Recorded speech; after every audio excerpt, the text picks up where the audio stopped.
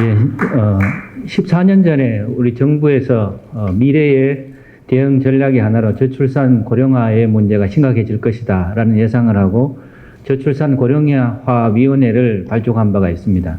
그때 제가 참여한 것을 어떻게 아시고 우리 정명호 목사님께서 저한테 저출산 초고령 사회 변화에 따른 교단의 미래 대응 로드맵을 제목을 주었습니다.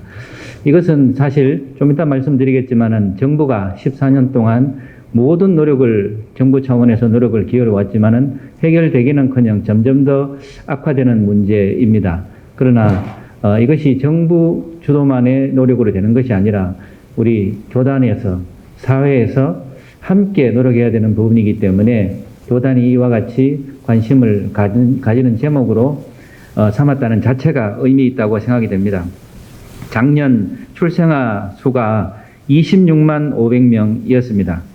1970년에 통계청에서 인구 조사를 시작한 이래로 가장 적은 수준을 나타냈고 한 해에 태어나는 사람보다 한 해 동안에 죽는 사람이 더 많은 인구 감소가 20년도에 이어서 두 번째로 이어졌습니다.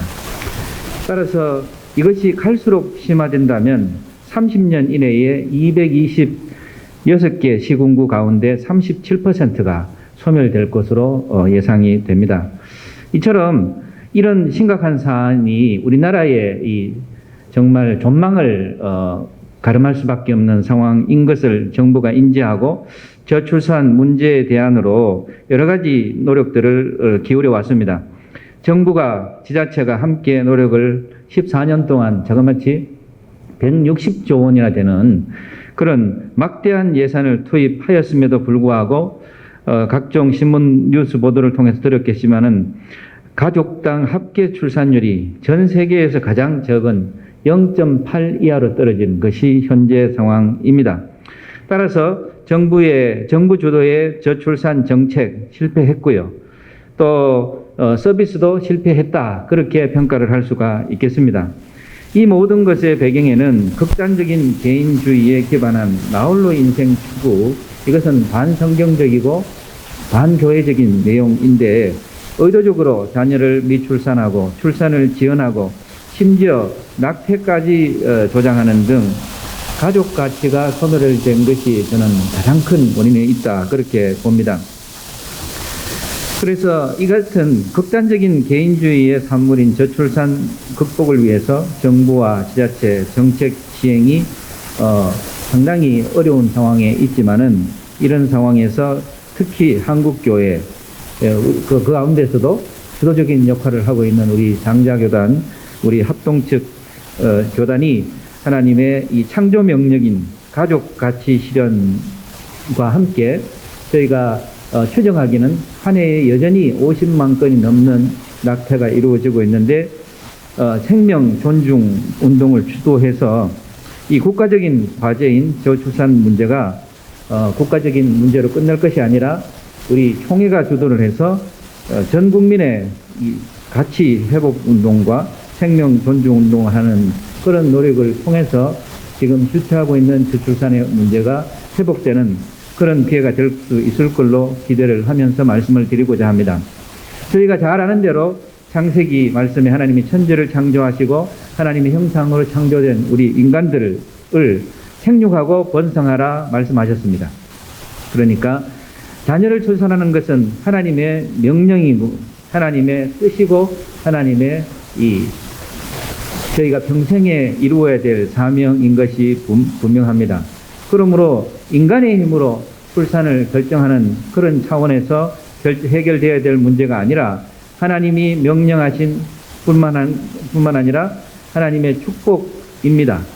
그런데 하나님이 주신 생명을 인간이 낙태하는 상황에까지 이르는 것은 이것은 반인륜적이고 절대로 우리가 허락할 수 없는 그런 상황이 만들어지고 있는 것입니다. 그러므로 우리 한국교회는 하나님의 이 창조 명령을 수행하고 또 생명을 귀하게 여기며 하나님이 가족을 귀하게 여기셨으므로 하나님의 가족 가치를 중요하게 여길 수 있도록 전 국민 차원에서 온 교회 차원에서 가족 가치 회복 문화를 주도해야 된다고 생각을 합니다. 정부는 최근까지 일하며 아이 키우기 행복한 나라를 만들고자 저출산 대책을 발표한 바가 있고, 저출산 대책의 5대 방향을 출생부터 아동의 건강한 성장 지원, 아이와 함께 하는 일 생활 균형, 모든 아동과 가족에 대한 차별 없는 지원, 청년의 평등한 출발 지원, 제대로 쓰는 재정, 효율적 행정 지원 체계 확립, 이렇게 수립을 해서 진행을 하고 있는데요. 이 모든 것이 보면 상당히 돈이면 해결된다, 이런 식의 정책이 시행되고 있는 것을 볼 수가 있습니다.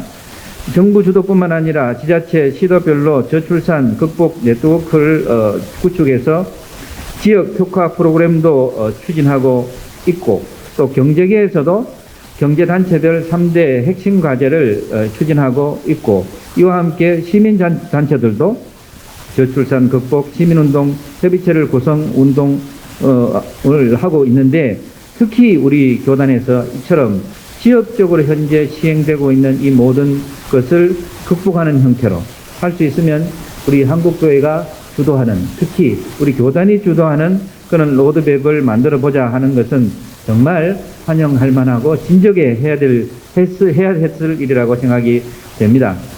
말씀드린 것처럼 저출산 대응의 문제는 재정적인 문제가 아니라 사회의 인식, 문화 전반이 바뀌어야 되는 문제이기 때문에 정부 정책만으로는 한계가 분명히 존재하고, 민간을 대표하는 우리 교계와 유기적인 협력이 굉장히 중요하다고 생각이 됩니다.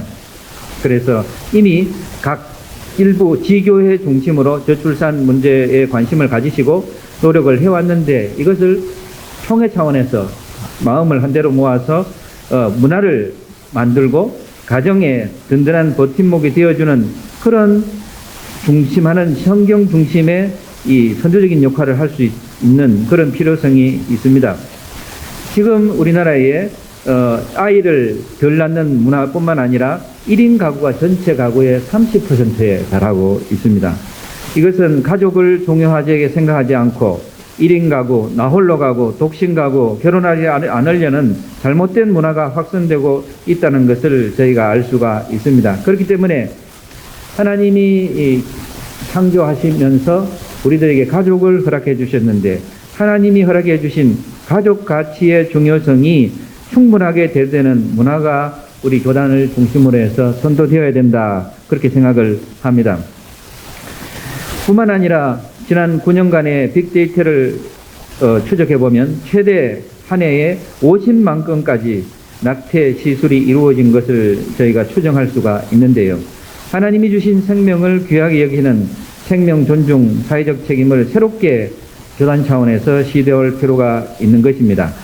그래서 저는 우리 저출산 고령화 문제에 앞서서 이런 문제를 교단 차원에서 실시할 로드맵으로 3단계의 그 로드맵을 제시를 하고자 합니다.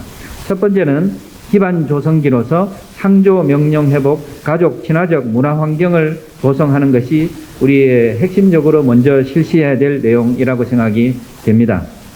거기에는 건강한 가족의 기독교 가치관 확립 관련 성경 교육 콘텐츠와 교육이 이루어져야 하고, 가족이 함께하는 저녁시간 가지기 운동이 이어져야 하고, 모든 출산 가족에게 정말 교회적으로 축하하는 그런 시간이 있어야 되겠다 하는 것이고요.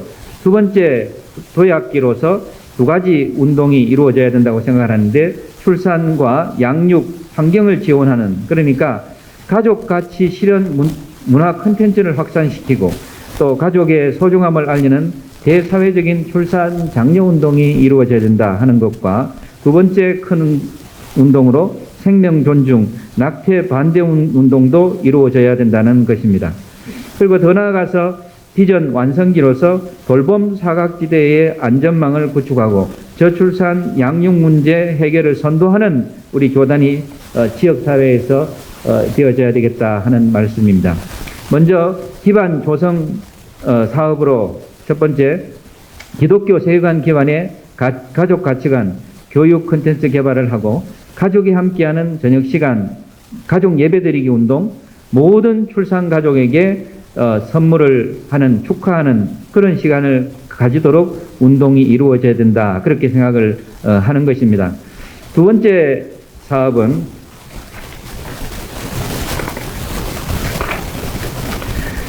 도약기로서 성경적 친출산과 친양육 문화 확산 운동이 교단 차원에서 이루어져야 한다는 것입니다. 정부의 저출산 고령화 정책 로드맵 정책 실천을 위해서 정부가 주도하는 것뿐만 아니라 민간이 주도하는, 또 민간이 협력하는 것이 굉장히 중요한데, 교계 차원에서 저희가 자발적으로 주도하는 활동이 되어야 된다고 생각하는데요. 그 성경적 친추나 출산, 친양육 문화 속에는 하나님이 창조하신 가족 출산과 양육의 문화가 정말 중요하다 하는 것이 확산되어야 하고, 또 가족 가치 실현이 얼마나 중요한 것인지 문화 콘텐츠를 개발해서 확산하는 내용이 포함이 되어야 되고, 또 가족의 소중함을 알리는 대사회적인 홍보 캠페인도 함께 우리 교단을 중심으로 전개되어야 된다. 그렇게 생각을 합니다. 그 다음에 도약기 사업 두 번째로서 생명 존중, 낙태 반대 운동이 이루어져야 된다라고 말씀을 드리겠습니다. 말씀드린 것처럼 빅데이터 포털 사이트의 이 추정에 의하면 연간 한 해에 50만 건까지, 작년에 출산 수가 26만 500건에 불과했는데 그 2배에 가까운 낙태 시술이 이루어지고 있는 것으로 파악이 되고 있습니다. 그러므로 하나님이 주신 생명을 정말 귀중하게 여기는 생명 존중 부모, 그리고 사회적으로 이것은 책임져야 된다 하는 생각을 확산하는 그런 노력들이 이루어져야 되기 때문에 국민 낙태 반대 청원 서명 운동과, 또 낙태는 범죄라는 시민 운동과, 또 총회 생명 존중 태아 살리기 운동과, 또 생명 존중 학교도 만들어서 운영을 하면 좋겠다 하는 생각을 해봅니다. 그 다음에 비전의 완성기로서 지금 지역에 보면 아이를 낳기는 낳는데 일부 기르는 문제가 매우 심각한 사회적인 문제가 되고 있습니다. 개인의 책임으로 돌리지 말고 교계가 선두적으로 이 돌봄의 사각지대를 파악을 하고 그 사각지대의 돌봄 체계를 구축해서 생명 공동체의 기틀을 마련하는 것이 필요하다 생각이 됩니다. 그래서 지역사회 내에 저출산 인식 개선 운동에 고심적인 역할을 하고, 지역 특화 출산 장려와 저출산 인식 개선 프로그램도 이 지역사회에서 교회 중심의 영아, 유아, 초등학교의 대상 아이들을 대상으로 돌봄 방안을 마련하고, 이 아이들이 부모의 돌봄 없이 하루에 방 쳐지는 시간만 해도 3시간이 넘게 파악이 되는데, 이 아이들이 교회의 돌봄을 받을 수 있는 그런 귀한 시간이 될 수 있도록 전국교회가 같이 힘을 합치는 것이 이 저출산의 문제를 극복하는 단초가 될 것이라고 생각합니다. 저는 본격적으로 교회를 출석한 것이 고등학교 1학년 때였는데요. 어릴 때 불신앙의 가정에서 태어나서 매번 여름방학 주일학교, 저희 고향에 가면 주일학교에 참여하는 것이 굉장히 기쁨이었습니다. 그런데 제 기억을 되돌려보면 주일학교에 참여하러 매번 참여를 했는데 참여할 때마다 말씀을 청중하는 그런 제 모습이 생각되지 않고 교회에서 계속 그냥 잤던 생각이 납니다. 그런데 교회에서 잠자는 것조차도 저는 귀하다고 생각이 됩니다.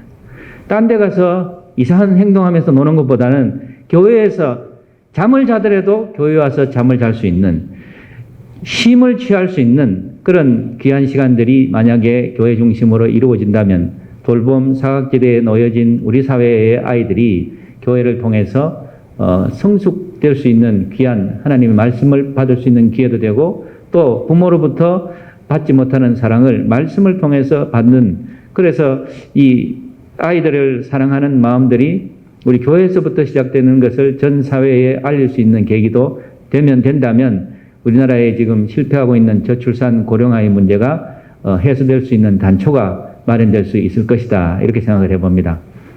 말씀을 굉장히 빨리 하다 보니까 5분도 안 된 것 같은 생각이 드는데, 예, 여기서 제 말씀은 마치도록 하겠습니다. 감사합니다.